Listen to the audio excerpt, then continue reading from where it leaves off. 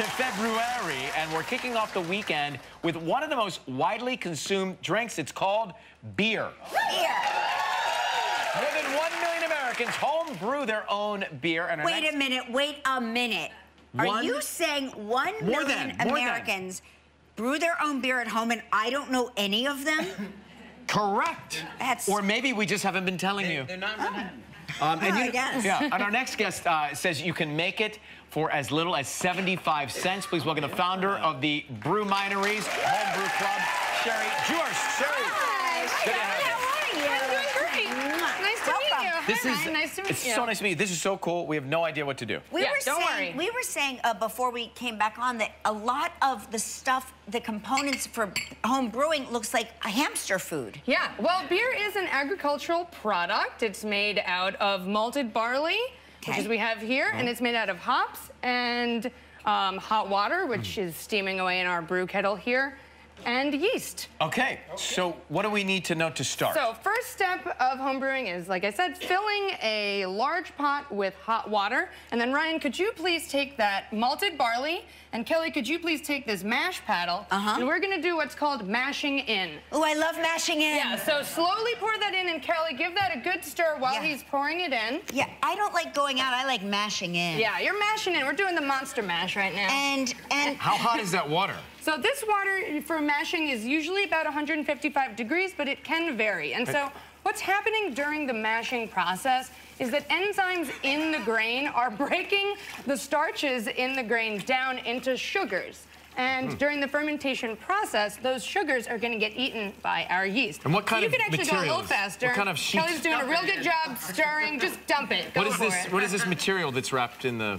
So this is a nylon bag, and that's going to enable us to remove the grain during the next step. All right. And do we need a special pot or any pot? Any pot will be fine. I usually do about 4 to 5 gallons of this mixture at a time. So you do need a large pot, but you could even split it into 2. Hey, all right, Kelly, so we're good on that. Where do you buy barley? Where's the barley place? I always like to buy my homebrewing ingredients from a local homebrew store, and there you'll find experts who can walk you through every step of the process if you're new to brewing. But you can certainly buy all of these ingredients online as well in case you don't have a local homebrew shop. Good. Could you use grape nuts if you didn't have? It smells like grape nuts. It does smell like grape nuts. It actually smells awesome. This is one of my favorite things, is my apartment filling with this beautiful aroma. So, fresh brewing beer. The barley that we are using here is roasted at light to light degrees and also dark, and that's how we get both light and dark beers. Oh, no kidding. Yeah. So that's what these are here. That's what those are. You are welcome to taste those, malted barley, but I would not recommend you taste the hops because you will coat your mouth in an oil and it will not be very pleasant. So this is hops. These are hops. So the next step here is it's really good. We mash for an hour. Obviously, we don't have time to do that today. But I need you guys to put on these gloves. Ryan, maybe you're pretty swole, I heard, in the earlier segments. So I'm going to need you to put these on, please. Put on your gloves. And Ryan, what you're going to do is lift this nylon bag out, and it's going to be very drippy and very messy. So, Kelly, when he lifts this bag out of the pot, could you swoop that plastic bowl, that glass bowl Leave it to me. Underneath? I've been training for this. Yes, you're doing great. Now, you're going to let it drip off a little bit, like the tea bag or so. Yeah, let it give it a, come on. I can do this, so can you. There you go. Yeah, and maybe a little bit more. Okay. Ready? Excellent. Is that good? Still pretty drippy, but if, Kelly, you feel confident with the bowl, you can get in there. There's a lot of controversy about whether homebrewers should squeeze the bag. I do. Are you not supposed to squeeze the bag? No, I always squeeze the bag. I squeeze the bag. Did you squeeze the bag? I'm just What doing did I tell you about squeezing the bag? I'm just doing what my gut tells me. All right, Ryan, up and Kelly under with the bowl. Okay, there we go. Very nice. Well done. Great. We're going to set that aside. Good work, Cal. Awesome. So it's all in catching the drippings. Catching the dripping. Yes. Sure. Okay. That was romantic. All right. So, what else? Our resultant liquid here has been infused with flavor from our barley, and it's called wort. W-O-R-T. Okay. Wort. So we're going to finish this up. We'll take a break. We'll come back and we'll finish up brewing our own beer right after the break. All right, we're back. brewing our own beer. Is it hops time? Yes, it's hops time. So we are boiling the wort, and we want to add our hops. We like to hop when we add the hops. During the boil, because boiling the hops will allow the flavors from hops to be infused into our wort and our resultant beer. So let's get those hops, just chuck them in. Both of them? Yep, both of them in, and then I'm gonna stir.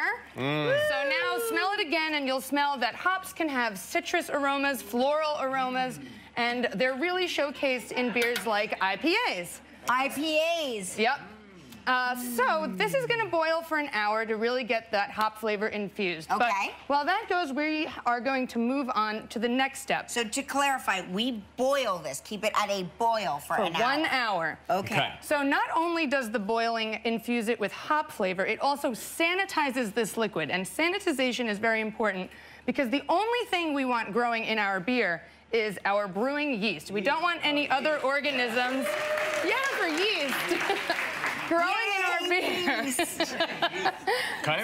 Okay. So we don't want anything else growing in there. So that's sanitized now, and I have some cooled down, already prepared wort in this sanitized fermentation vessel. And this has yeast in it. No, we are going to put the yeast in it. Yeast. So as I said at the top, brewing beer is water, malt, hops, and yeast. So this is not officially beer until we add this yeast to this vessel. So would you like to make it into beer, please? She's gonna do it. By adding the big yeast. moment.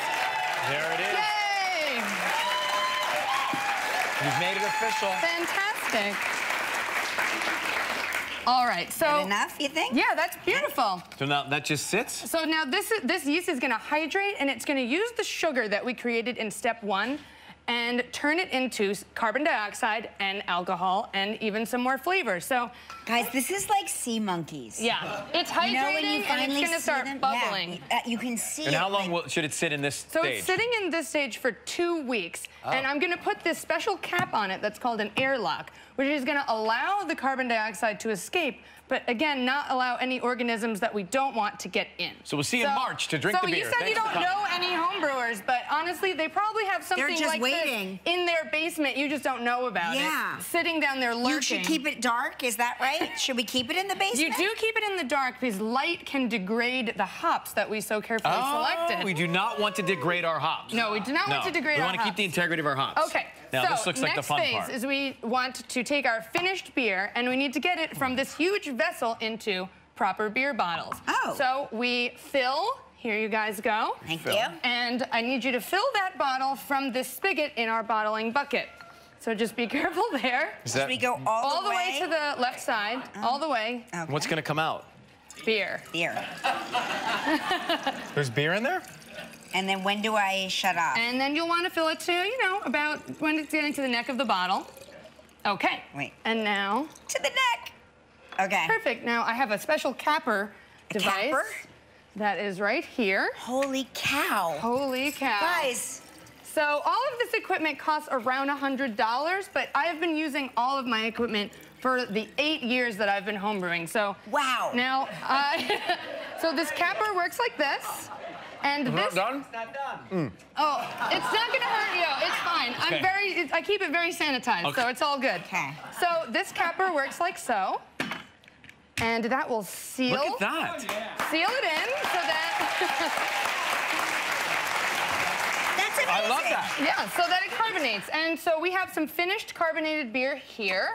Do you want to try the finished carbonated beer? Or do you want to Pretty good with the raw stuff. This is a Vienna lager that I made with all ingredients grown right here in the beautiful state of New York. Oh, Wow. thank you so much. Cheers. Yes. Hey, all the information on how to make your own beer is up at Thank you very much. kellyandryan.com. Happy weekend. We'll be right back. Thank you, Sheri.